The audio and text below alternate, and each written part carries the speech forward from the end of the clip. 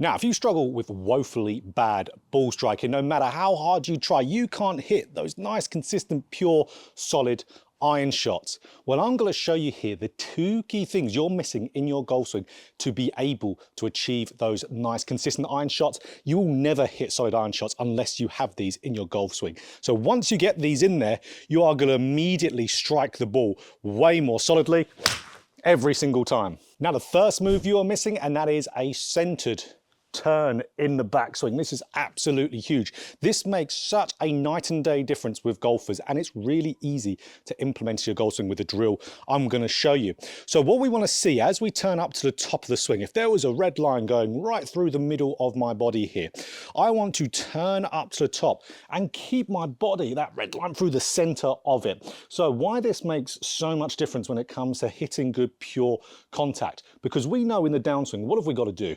We've got to shift our weight to the left to move the lowest point of the swing arc after the golf ball to be able to hit ball than turf. So the lowest point of the swing arc is where our left side of our left chest would be. So if we get that shifting forward and moving more forward than where it was at setup, that's going to get you to hit ball than turf. So you can imagine if I turn up to the top centered, that's going to give me a better chance to be able to shift, but I don't have to shift massively to be able to get that left side of my body past the golf ball for that low point. So I have to do less to be able to hit the ball better. Because what we see amateur golfers do, they'll be doing this. They'll have that concept of needing to shift to the right and then shift to the left. So if you shift to the right in that backswing, really loading everything too much over onto that trail side where you've moved away from the golf ball. Again, if I've got the center line here, they're turning back and moving to the right for a right-handed golfer of that center line.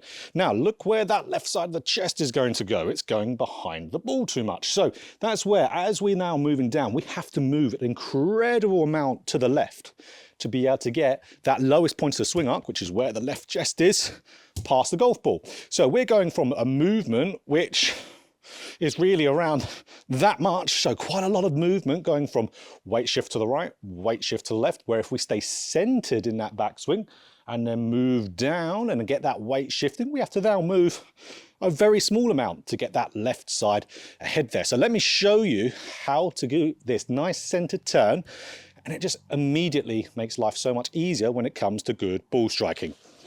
Now, here's our drill. Now, I've had this own problem with my own golf swing, and this is exactly how I fixed it. And this is what I do with so many of my students, and works just like that. So this is the swing plate, or you could just use a long alignment stick, but if you want a swing plate, there's a link in description. So what we're doing here, we have got this swing plate or long alignment stick to where it's just about 4 fingers outside the right side of my head. So now I can't physically move the mass of my body over to the right side. So in the simple terms here, I just want to swing and not hit that with my head in the backswing. Also don't want to hit it in the downswing. So here we go. And immediately it makes it hit really nice, solid strikes straight away. And for context here, I haven't warmed up and hit any balls before filming this video. It's early in the morning, it's cold, and you can hear from those strikes pure straight away, because this gets you hitting it solid every single time. This is absolute a winner. So as simple as it is, get something like this, put it here so it's blocking any excessive movement, and you're going to have that centered turn. But here's a little misconception here, just to really run over before we get into the next point here, to get into your golf swing for consistent, solid striking.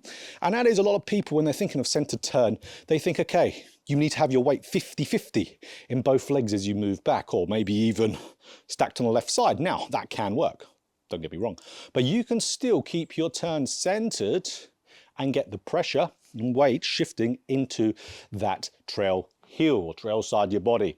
So that's where I would still encourage you to get that pressure loading into that trail heel coming back in the backswing. So that's where you can see what I'm doing here. If you're a player who struggles to feel that, is look at my left heel. See how my left heel is coming up a little bit? That's me unweighting that lead leg, and I'm getting hip rotation. So I'm rotating my hips in the backswing there. We don't want to be static with our turn. We still ultimately want to get rotation in the backswing. We're just doing it centered.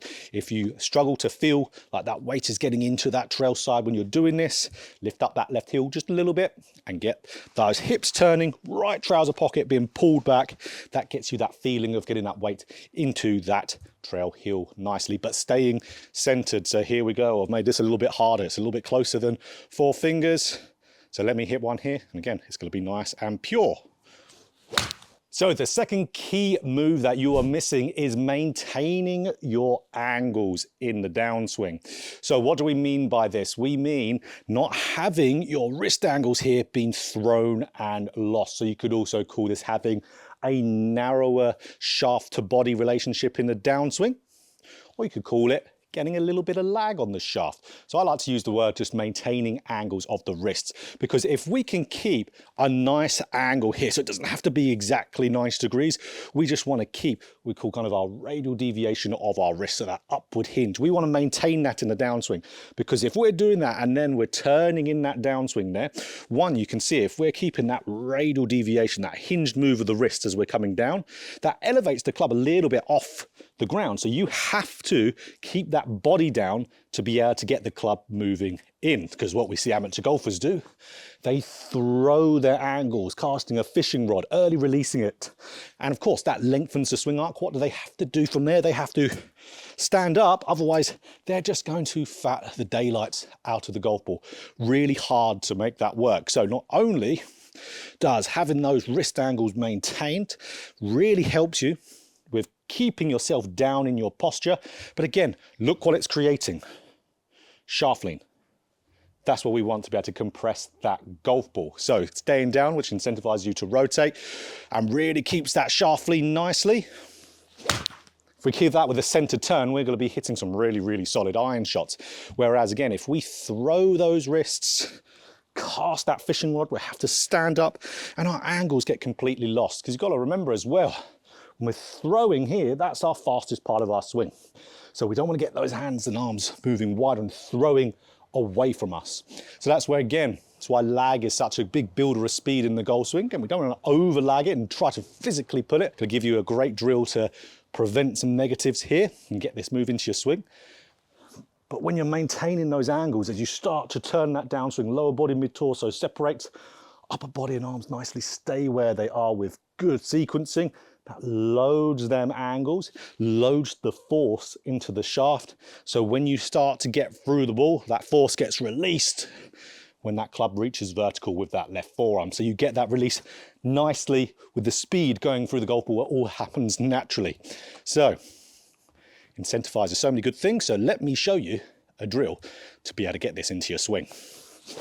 So my favorite drill for learning this is actually using a toilet paper roll. So I use this with so many of my students, and it immediately gives them that clicking feel and that realization is like, oh, that's how you're meant to move with those wrists. And it teaches you so many other things.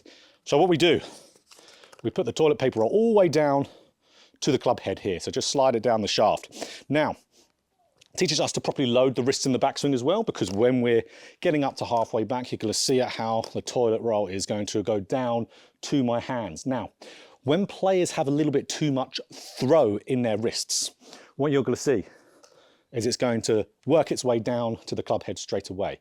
So what do we want to do here? Again, yes, we want it coming down, loading up there, and then just do some slow ones here to start off with, where you're keeping it down by your hands until, again, the club gets to vertical and lining up with that left forearm. So a really good one there. And that really gets you maintaining those angles and then releasing those angles nicely at the right time. So really good one to learn so many things in your golf swing. Now, this is not a drill to hit golf balls with, it's one just to learn the pattern. So again, getting up there. Took a little bit of time for that to come down to my hands, and boom, if you want to go faster, go through it there. And again, you'll know straight away when you've done it wrong. So if we get up to the top again, let's say we do it wrong, you're going to have it come down by the club straight away. So up to the top and then boom, get it going through. And you can start even with practice swings, feel some whip with there. So if we throw that away and then feel that exact same motion into the golf ball, if we can keep that nice center turn at the same time, again, this is going to be the best video you've ever watched to be able to hit the ball way more solidly. Now, it's going to take some work, but so does everything when it comes to golf. That was very, very, very pure. So again, no warm up, it's really cold.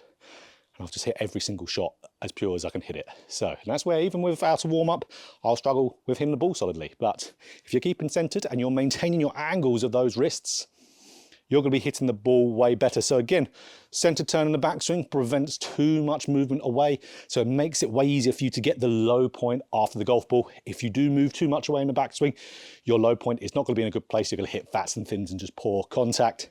Maintain those wrist angles does so many good things, from lagging the shaft, loading the power, releasing the power at the right time, getting good shaft lean, staying down in posture. God, I can just go on and on from one movement that encourages everything nice to happen. But if you need extra help with your game, you can absolutely get that from myself, one-to-one on Skillist. Now it's winter time in the Northern Hemisphere. Got the winter improvement plan if you want to work online with myself. Absolutely. Link in the description. Be more than happy to work with you. So if you enjoyed this video, click that like button. If you want more golf instruction, just like this, hit a subscribe button, hit that bell button too to be notified every time I put out a video.